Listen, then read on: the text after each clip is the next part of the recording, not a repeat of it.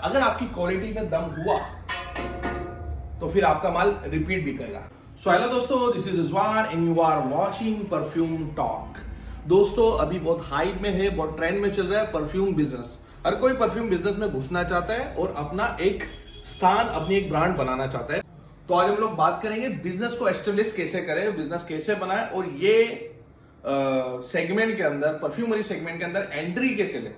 अब सारी फ्रेग्रेंस आती है ऑयल फॉर्म में, लिक्विड फॉर्म में। अब ये लिक्विड फॉर्म में सारी ही रेडी फ्रेग्रेंस आ जाती है, सिर्फ इसको इथाइल अल्कोहल के साथ ही डाइल्यूट करना पड़ता है। परफ्यूमरी यही है। लेकिन अगर आपको परफ्यूमरी में रुचि नहीं है, परफ्यूमरी का शौक नहीं है, तो आप इसके अंदर बिजनेस नहीं कर सकते हो। इसका कारण क्या है मैं आपको बताता हूं। फॉर एग्जाम्पल मैं एक कोर्स देता हूं जिसका नाम है zero to hero A to Z course, जिसके अंदर मैं परफ्यूमरी को सिखाता हूं और परफ्यूमरी के बारे में बताता हूं और एक बिजनेस के बारे में बताता हूं, बिजनेस को समझाता हूं। अब वहां पर जो स्टूडेंट्स आते हैं, कई स्टूडेंट्स ऐसे आते हैं जिनको इस सेगमेंट में रुचि नहीं होती है। तो रुचि ना होने के कारण उन लोग क्या बोलते हैं कि हमको आगे कौन सी फ्रेग्रेंसेस लॉन्च करनी चाहिए या हमको आगे किस तरीके से बढ़ना चाहिए। बट जो मेरे कस्टमर है, जो फ्यूजन बाय रिजवान के कस्टमर है, वो क्या करते हैं, वो खुद बताते हैं कि ये 10 फ्रेग्रेंस को आप लॉन्च कीजिए। अब ये दोनों के बीच का एंथुसियाज्म आप समझ सकते हो। जहां तक आपके पास एंथुसियाज्म नहीं है, वहां तक आप ये ब्रांड को नहीं चला सकते हो, ये सेगमेंट में नहीं उतर सकते हो। तो सबसे पहले शौक जरूरी है। अब एंथुसियाज्म हो, परफ्यूम बना लोगे, लेकिन परफ्यूम थैली में तो आप बेचने वाले नहीं हो। परफ्यूम को बेचने के लिए आपको एक ब्रांड की जरूरत पड़ेगी। जहां तक आपके पास ब्रांड नहीं है, वहां तक आप प्रॉपर परफ्यूम को बेच ही नहीं पाओगे। तो परफ्यूम बनाने के लिए, परफ्यूम को बेचने के लिए उसको एक ब्रांड के सांचे में डालना पड़ेगा।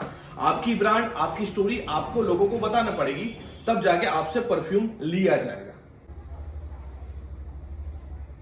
अब ब्रांड बनाने के लिए आपको प्रेजेंटेशन की रिक्वायरमेंट होती है कि लोग पहले देखेंगे, उसके बाद खरीदेंगे। क्वालिटी 2 नंबर पे आती है। सबसे अच्छी अगर आपकी प्रेजेंटेशन हो, आपका दिखावा हो, तो लोग आपसे खरीद लेंगे। फिर उसके बाद अगर आपकी क्वालिटी में दम हुआ तो फिर आपका माल रिपीट भी करेगा और रिपीट लिया जाएगा। अभी जैसे आप देखोगे कि कितनी ब्रांड आती है, वो हो हल्ला मचाती है, हाइप क्रिएट करती है। हाइप क्रिएट करने की वजह से ज्यादा लोगों तक उनकी ब्रांड को पहुंचाया जाता है और वो ज्यादा लोगों तक पहुंचने के बाद उनका एक कन्वर्जन आता है जिससे उनका माल बिकता है। अगर क्वालिटी अच्छी हुई तो वो रिपीटली चलना चालू हो जाएगा। तो ब्रांड होना जरूरी है, ब्रांड का प्रेजेंटेशन, ब्रांड की लैंग्वेज होना जरूरी है। देन उसके बाद उसकी हाइप को क्रिएट करना बहुत जरूरी है। और मैक्सिमम फेल होने का कारण क्या होता है? मैक्सिमम फेल होने का कारण होता है कि जबरदस्ती का जुनून। कई लोग सोचते हैं कि हम लोग ऐसी नेक्स्ट लेवल की ब्रांड बना दे, इतना सारा प्रेजेंटेशन कर दे ताकि लोग चमक जाए, ताकि लोग देखने लग जाए। वो प्रेजेंटेशन के पीछे जाते हैं। बट दोस्तों, प्रेजेंटेशन के ऊपर भी वो चीज हो जाती है कि वो MOQ पे काम होता है और बड़ा इन्वेस्टमेंट घुस जाता है। अब शुरुआत के अंदर जब आप काम करोगे बॉटल प्रिंटिंग के ऊपर, उसकी कोटिंग के ऊपर और उसके बॉक्स पैकेजिंग के ऊपर, तो आपको मिनिमम 500 से 1000 पीस ईच वेरिएंट आपको बना के रखने पड़ेंगे। अब जब आप 5 से 6 वेरिएंट को लॉन्च करते हो, इट मींस आपको 3 या 4000 की रेंज निकालनी ही पड़ेगी। 3-4 हजार परफ्यूम निकालोगे। अब वो लोग लेंगे या नहीं लेंगे, लोग ट्राई करेंगे या नहीं ट्राई करेंगे, जबकि आपकी न्यू ब्रांड है, नवे हो आप परफ्यूमरी में, तो दिक्कत हो सकती है। उसके बाद आपको बैक टू बैक चालू रखना है, प्रोडक्ट को लॉन्च करना है और प्रोडक्ट को रिप्रेजेंट करते रहना। न्यू फ्रेग्रेंस आपको लाते ही रहनी है। उसके लिए सबसे बेस्ट है तिगड़मबाजी जुगाड़, स्टिकरिंग और common box.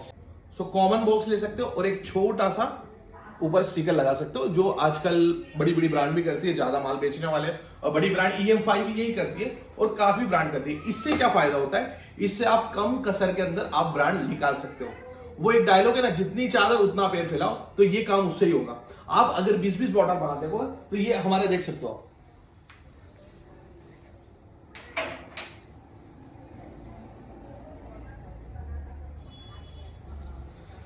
This is 95 SKUs। अब 95 SKUs को अगर मैं बनाने जाता हूं हजार वेरिएंट, तो 95,000 बनाने पड़ेंगे।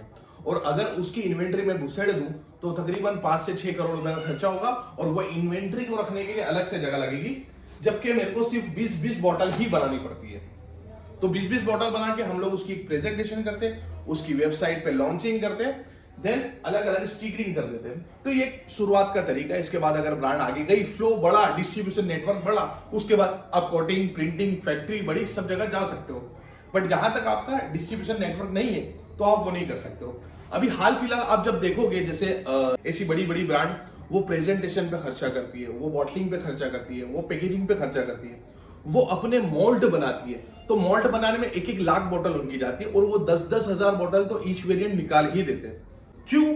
क्योंकि उनके पास एक डिस्ट्रीब्यूशन नेटवर्क है, उनके पास बेचने का राह है, उनके पास बेचने का तरीका है, तो वो ये कर सकते हैं। बट जब आप शुरुआत करोगे और आप ये करने जाओगे तो आपको दिक्कत हो सकती है। परफ्यूम लॉन्च करने का सबसे बेटर तरीका है कि आपको रोड मैप बनाना पड़ेगा।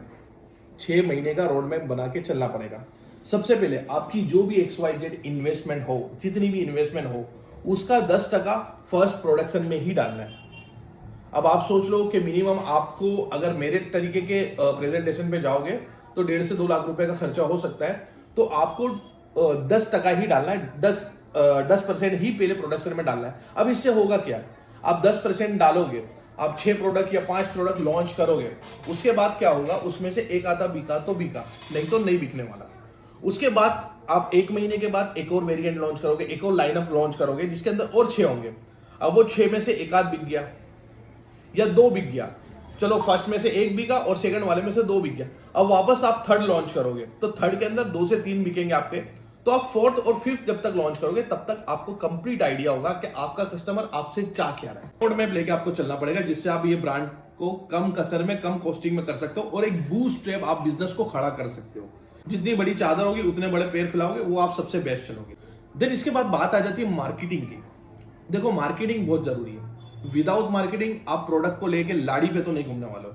जहां तक आप मार्केटिंग नहीं करोगे वहां तक आपका प्रोडक्ट नहीं बिकेगा। पुराने समय में फ्रेग्रेंस बेची जाती थी तो वो चिचा लोग हाथ पे लगा के सुंघा देते थे, ये इत्र कैसा है, वो इत्र कैसा है, तो हम लोग वो इत्र खरीद लेते थे। लेकिन आज क्या हो गया?